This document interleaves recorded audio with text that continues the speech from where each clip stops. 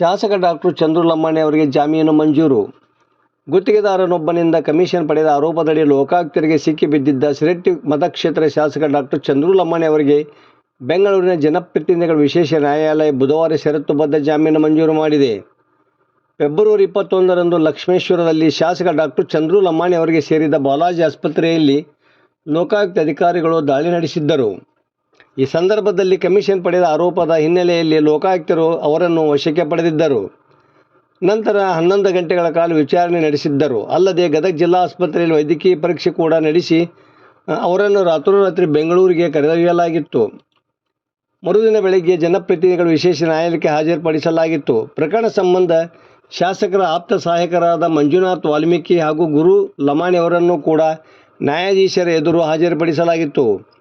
ವಿಚಾರಣೆ ಬಳಿಕ ನ್ಯಾಯಾಧೀಶರು ಶಾಸಕರನ್ನು ನ್ಯಾಯಾಂಗ ಬಂಧನಕ್ಕೆ ಒಪ್ಪಿಸಿದ್ದರಿಂದ ಕಳೆದ 18 ದಿನಗಳಿಂದ ಅವರು ಬಂಧನದಲ್ಲಿದ್ದರು.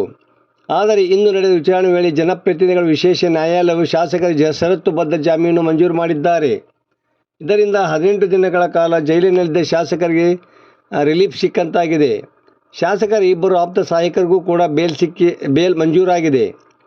ಶಾಸಕ ಡಾಕ್ಟರ್ ಚಂದ್ರು ಲಮಾಣಿ ಅವರಿಗೆ ಬೇಗನೆ ಬಿಡುಗಡೆ ಆಗಲೆಂದು ಹಾರೈಸಿ ಅವರ ಅಭಿಮಾನಿಗಳು ಸೋಮವಾರ ಲಕ್ಷ್ಮೇಶ್ವರ, ಸಿಗಲಿ, ಬಟ್ಟೂರು ಸೇರಿದಂತೆ ತಾಲೂಕಿನ ಮತ್ತಿತರ ಊರುಗಳ ದೇವಸ್ಥಾನಗಳ ವಿಶೇಷ ಪೂಜೆ ಸಲ್ಲಿಸಿದ್ದರು. ವರದಿ ನಾಗರಾಜ್ ಅಣಿಗೆ, ಪ್ರಜಾಧ್ವನಿ, ಲಕ್ಷ್ಮೇಶ್ವರ.